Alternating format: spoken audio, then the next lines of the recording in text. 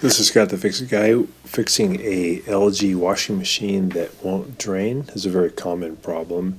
We're just going to put in a new drain motor. So to do this, we got it unplugged, and we're going to remove this clamp that holds on the door bellows, and we're going to pull that rubber seal away from the front panel, because we're going to be removing the front panel.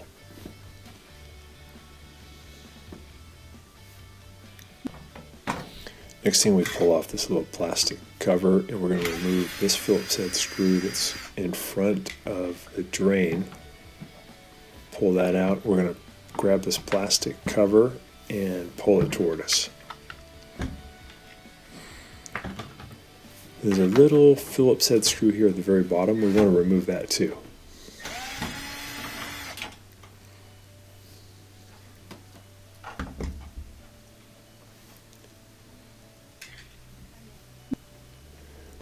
We're going to spray some Windex in front of the rubber feet of the washing machine to help break the friction on the floor. And then we'll reach inside with the door open and pull a little bit on the right, a little bit on the left to break the inertia. So we want to pull the machine toward us enough so we can get somewhat behind the machine to undo a couple of screws. So in this case, I'm just getting it maybe a foot or two out of the cabinet. And then I'll use a Phillips head screwdriver to remove two Phillips head screws on the back right and back left hand corner, and that'll let me remove the upper panel. Once I get those screws off, I'll push the panel back by about an inch and then lift it off. So just pulled out the detergent drawer, and then I'm going to remove a couple of Phillips head screws that hold on the control panel, one in the upper right hand corner in the back, a little tiny screw, and then two about 1-inch screws on the left side of the panel that are right behind the detergent drawer. These are longer and also stainless steel screws, so I want to kind of keep track of those. Make sure those are the ones that go in when you put it back together. So the owner of this one said that it had actually failed only at the 2-year mark, which is pretty early, but it seems like around 5 years these pumps fail and the impeller kind of breaks loose of the shaft and you just have to put on a new one. They only cost about maybe $25 from Amazon. So I'm pulling off the control panel, and then I can remove this set of, I think it's 5 screws here, 5 or 6 screws that are holding on the top of the front panel. These are just Phillips head screws.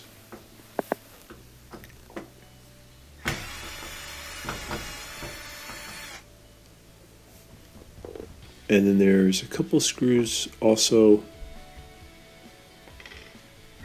for the door lock that we have to remove. These are Phillips head screws, and they're a little bit different type also, so you want to keep track of these two. I'm going to put these off to the right so I remember it goes from the right side of the machine.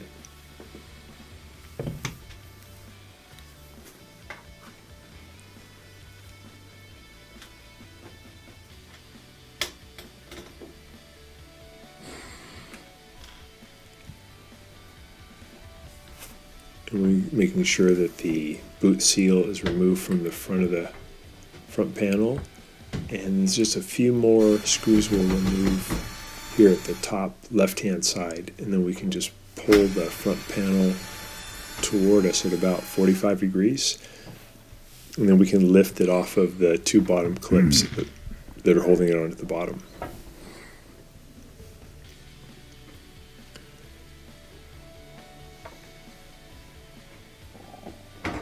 I'm just coming back about 45 degrees, and then I'll lift it off those 2 bottom clips.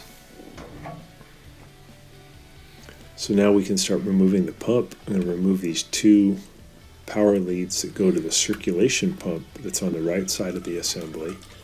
I'm going to open up this tube and let any water that's left in the machine drain out.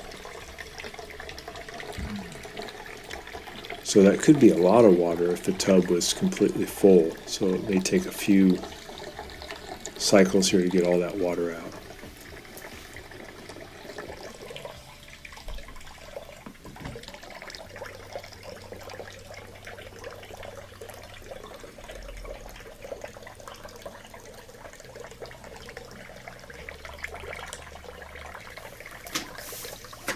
There we go. Looks like we got it all.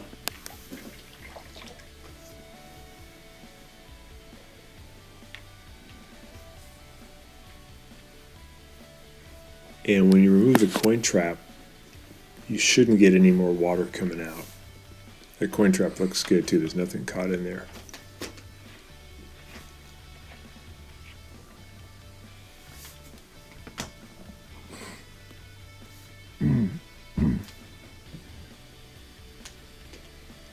Get that out of the way.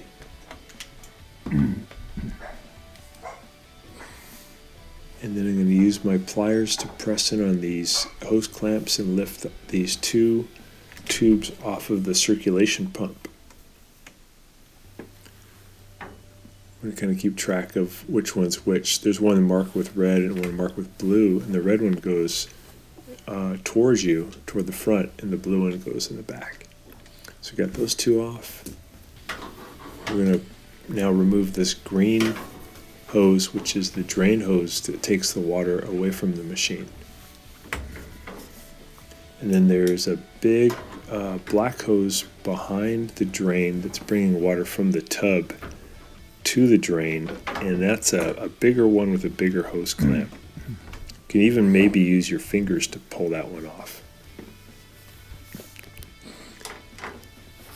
So now we're going to use a 10mm ratchet to remove 3 screws that are holding the pump assembly down.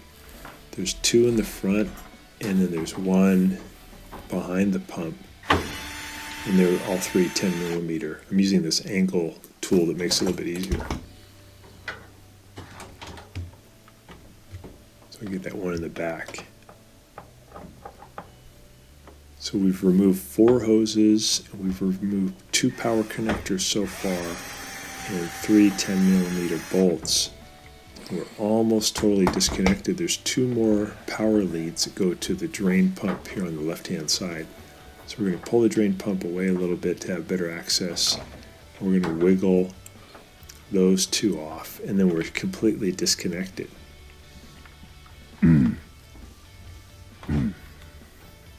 So we want to get the whole pump assembly over toward the right side of the machine, because there's an easier way to get that thing out. There's more room. Pull it out, and then we're going to be removing and replacing the pump that's on the left-hand side. One on the right-hand side is the circulation pump, but we want to remove the drain pump. So I'm just giving, where I have a little more light, I can see what I'm doing. And I have the new part. Again, I think it was $22 from Amazon. Here's the part number on the box. And to do that, we have to remove 3 Phillips head screws that are holding the pump to the pump housing.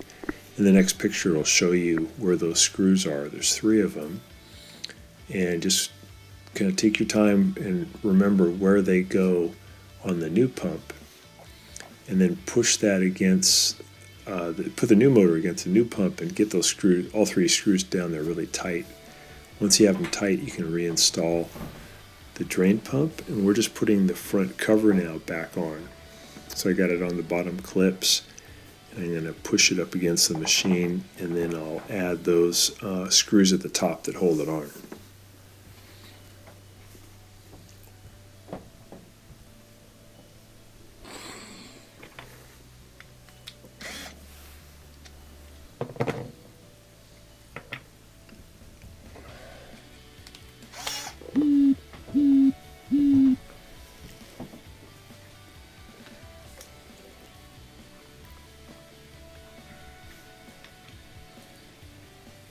So these screws that are at the top are kind of interesting because they're Phillips head, but also they have a hex design, so you could use also a wrench to tighten them.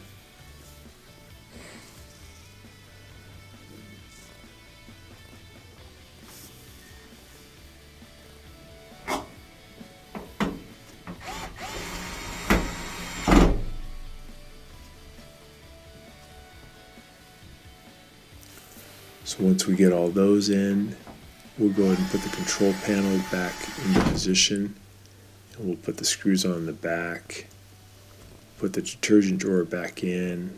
We'll put the top back on and then slide it toward us to lock it in. Put the 2 screws on the back of the top that hold it on in the back right and back left hand side. And then we'll put the rubber gasket back onto the front panel. We'll put the spring clip around that to hold it on. And then we'll put the screws back into the lower left hand corner that hold the pump cover on. And we're pretty much done. So we're just pushing the front panel back on.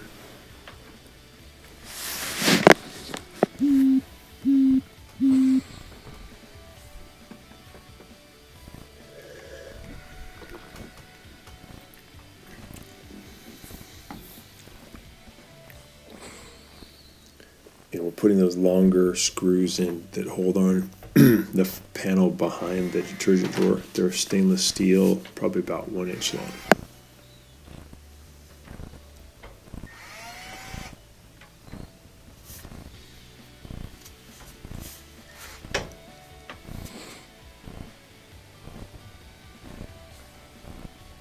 Got it.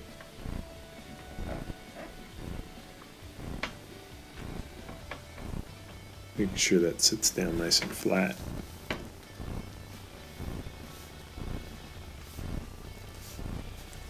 And we'll just put all the other pieces back and we are done. So I hope this has been helpful to you, and please subscribe to our channel when you get a chance. Thanks for watching.